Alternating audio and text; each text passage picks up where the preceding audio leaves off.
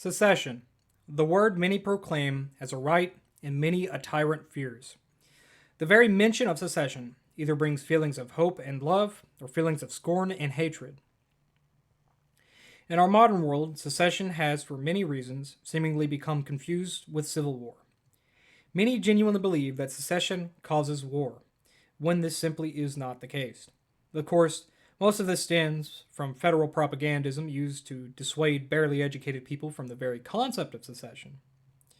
It shouldn't have to be said, but secession in and of itself does not cause wars. Tyrants cause wars. There's been many nations of which peacefully separated from their parent countries via secession.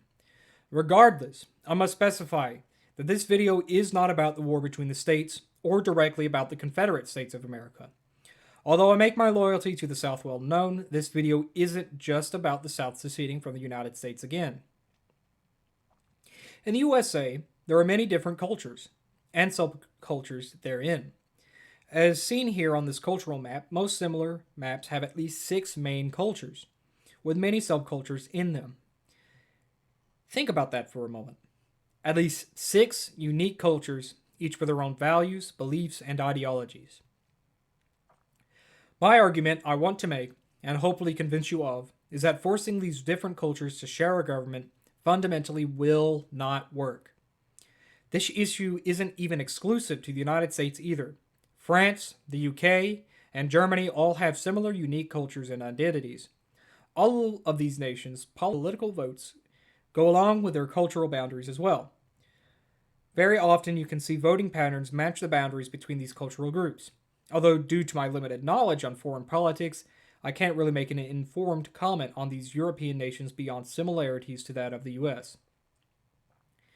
My point is that these cultures seemingly cannot agree with one another. Something as comparatively simple as abortion in the grand scheme of the US has many states divided on the issue, to the point in which the federal government had to allow it on a federal level, all of which was built upon a false story. Thankfully, it is now a decision left to the states, but the point still stands. Somewhat comparatively simple is so divisive, so controversial, that it makes it impossible to have the states agree with one another on it. So why should we? Why should we, as our own cultural groups, be forced to do so? If we know that we will always be divided on many issues such as economic and foreign policy, then why should we be held at gunpoint and forced to share a government of which cannot possibly represent each unique culture? The simple solution is that we don't. We just separate from one another. Just look at the voting maps through the years. New England and the West Coast have always leaned towards the modern so-called Democrats, and the South and Plains predominantly the Republicans. Of course, both parties are just for show, but my point isn't arguing in favor of either party. It's to show the divide in the nation and the values causing them. I'm not calling for war, as in fact I believe secession will avoid war much more than simply continuing the charade of a nation.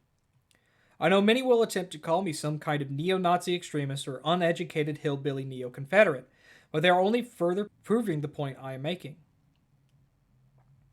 If you feel such vitriolic hate towards my people, then why are we sharing a government? No matter what either of us vote for, one side will be unhappy. There doesn't have to be a civil war for this to be settled. We don't have to fight another useless brother war in order to bring one side to heel.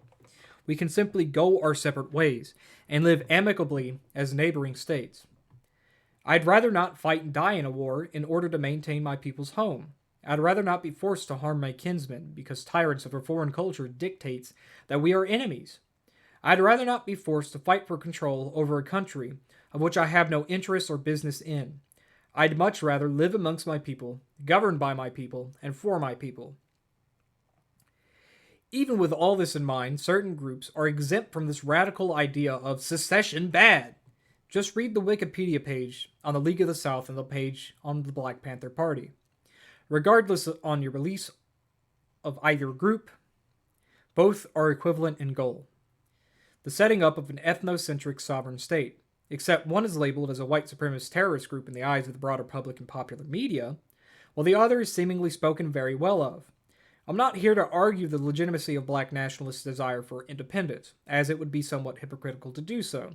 But my point is that when it comes to them, secession is seen as a good thing, and rarely even shunned. Same goes for the Azatlan movement, led by the Chicano subculture. This group, of course, is never spoken negatively of, if ever by the media, and is painted as liberators. Although, if you suggest any other part of the US secedes, it's suddenly extremism in the eyes of the media and its drones. So obviously, secession in and of itself isn't seen as an objectively bad thing if we're being consistent with popular media's messaging. Either way, I don't see the US lasting much longer under this forced cooperation. Similar to the 13 colonies, with the British Crown and the southern states the federal government, we should not stand a government of which cannot possibly represent us, nor has any interest in doing so. I don't say this to Southerners exclusively. I say this to all cultural groups in the so-called Union. Now on to the government itself. There are many reasons to be dissatisfied with the current government, no matter what your ideology might be. If you're one of the West Coast states or New England, you likely favor highly centralized government and economies, and along with that, a hefty social security and welfare systems. Whereas the more rural South and Plains prefer a much more decentralized state and economy, and typically despise the burden on the taxpayer that Social Security is. In both cases, neither side is happy with the current state of the so-called Union. Both sides are having to compromise on things they feel are right and will not budge on. Combine this with foreign policy. Many more left-inclined individuals are more than willing to send aid to foreign countries for a variety of reasons. Some of the more radical sort even want direct intervention of nations they deem as fascist, even if they aren't fascists at all. In contrast, the more right-inclined favor their homelands over foreigners, preferring to prioritize the well-being of their own people than others who could care less about them. Of course, we also have events such as Ruby Ridge and Waco, in which government authorities greatly infringed upon the rights of the people, creating fake stories and narratives to try and frame themselves as the quote-unquote good guys, when in actuality they are nothing more but the hands of an overbearing big brother. Events like these show the willingness of our current government to do away with the rights of which our forefathers fought for to achieve supposed peace and justice. This centralization versus decentralization has existed in the US since its founding. The Hamiltonian thought versus the Jeffersonian thought. Federalists/Whigs versus the Democratic Republicans. For the most part, the nation operated fine, but the cracks began to show where the Hamiltonian inclined north demanded increasing taxation and tariffs, along with demanding that they determined the fate of newly added states. This eventually reached a boiling point, of course, in the war between the states. Needless to say that these ideologies are incompatible, and to share a government is to ensure a divided nation that will come to hate one another. Chase two rabbits and you will catch neither. I say all this in the hopes that Americans can come to a peaceful agreement and shake hands with one another as they part ways, so that we may avoid using said hands to thrust the bayonet into our kin, to avoid fighting over control of the nation. If we continue down this road of unavoidable civil strife and unsatisfactory government, then we cannot possibly hope to avoid such an event. In Congress, July 4th, 1776. The unanimous declaration of the 13 United States of America. When in the course of human events it becomes necessary for one people to dissolve the political bands which have connected them with another, and to assume among these powers of the earth the separate and equal station to which the laws of nature and nature's God entitle them, a decent respect to the opinions of mankind requires that they should declare the causes which impel them to the separation. We hold these truths to be self-evident, that all men are created equal, that they are endowed by their Creator with certain unalienable rights, that among these are life, liberty, and the pursuit of happiness. That to secure these rights, governments are instituted among men, deriving their just powers from the consent of the governed, that whenever any form of government becomes destructive of these ends, it is the right of the people to alter or to abolish it, and to institute new government, laying its foundation on such principles and organizing its powers in such form as to them shall seem most likely to affect their safety and happiness. Prudence, indeed, will dictate that governments long established should not be changed for light and transient causes. And accordingly, all experience hath shown that mankind are more disposed to suffer while evils are sufferable, than to right themselves by abolishing the forms to which they are accustomed. But when a long train of abuses and usurpations, pursuing invariably the same object, evinces a design to reduce them under absolute despotism, it is their right, it is their duty to throw off such government, and to provide new guards for their future security. Such has been the patient sufferance of these colonies, and such is now the necessity which constrains them to alter their former systems of government. The history of the present King of Great Britain is a history of repeated injuries and usurpations, all having in direct object the establishment of an absolute tyranny over these states. To prove this, let facts be submitted to a candid world. He has refused his assent to laws, the most wholesome and necessary for the public good. He has forbidden his governors to pass laws of immediate and pressing importance, unless suspended in their operations till his assent should be obtained. And when so suspended, he has utterly neglected to attend them.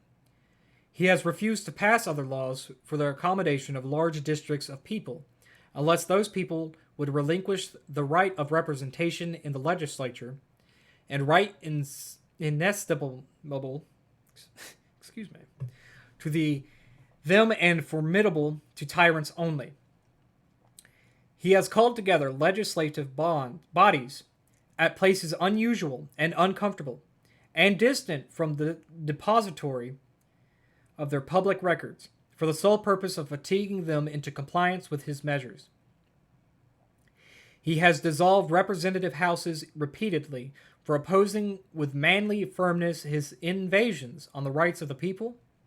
He has refused for a long time, after such dissolutions, to cause others to be elected, whereby the legislative powers, incapable of annihilation, have returned to the people at large for their exercise, the state remaining in the meantime exposed to all the dangers of invasion from without and convulsions within. He has endeavored to prevent the population of these states, for that purpose obstructing the laws for naturalization of foreigners, refusing to pass others to encourage their migrations hither, and raising the conditions of new appropriations of lands.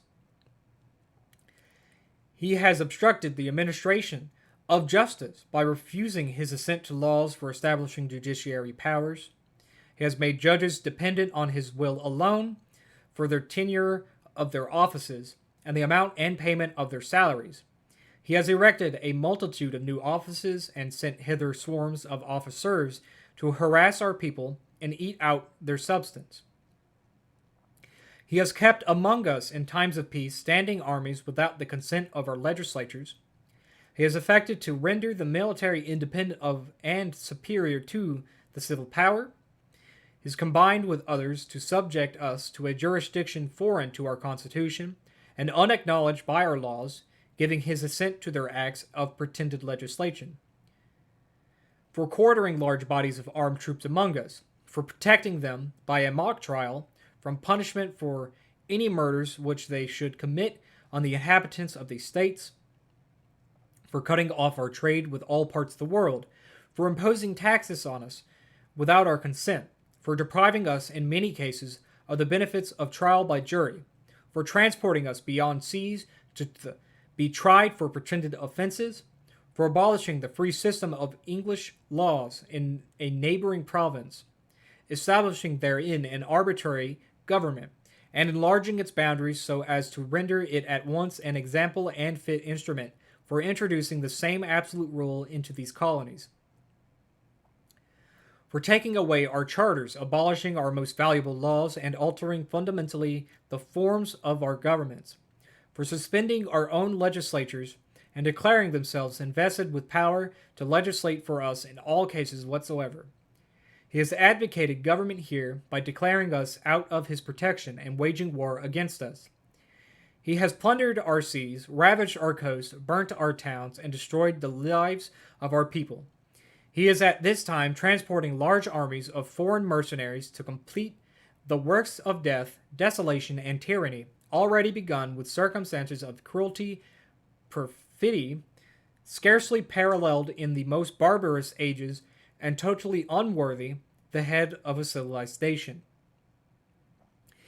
He's constrained our fellow citizens taken captive on the high seas to bear arms against their country, to become the executioners of their friends and brethren, or to fall themselves by their hands. He has excited domestic insurrections amongst us, and has endeavored to bring on the inhabitants of our frontiers the merciless Indian savages of, whose known rule of warfare is an undistinguished destruction of all ages, sexes, and conditions. In every stage of these oppressions, we have petitioned for redress in the most humble terms. Our repeated petitions have been answered only by repeated injury. A prince whose character is thus marked by every act which may define a tyrant is unfit to be the ruler of a free people. Nor have we been wanting in attentions to our British brethren. We have warned them from to time of attempts by their legislature to extend an unwarrantable jurisdiction over us. We have reminded them of the circumstances of our immigration and settlement here. We have appealed to their native justice and magnanimity, and we have conjured them by by the ties of our common kindred to disavow these usurpations, which would inevitably interrupt our connections and correspondence.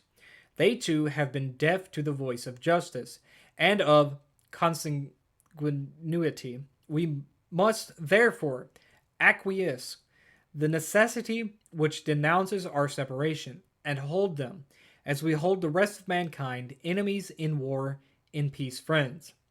We, therefore, the representatives of the United States of America, in General Congress assembled, appealing to the Supreme Judge of the world for the restitude of our intentions, do, in the name and by authority of the good people of these colonies, solemnly publish and declare that these united colonies are and of right ought to be free and independent states, that they are absolved from all allegiance to the British Crown, and that all political connection between them and the state of Great Britain is and ought to be totally dissolved, and that as free and independent states they have full power to levy war, conclude peace, contract alliances, establish commerce, and to do all other acts and things which independent states may of right do. And for the support of this declaration, with a firm reliance on the protection of divine providence, we mutually pledge to each other our lives, our fortunes, and our sacred honor.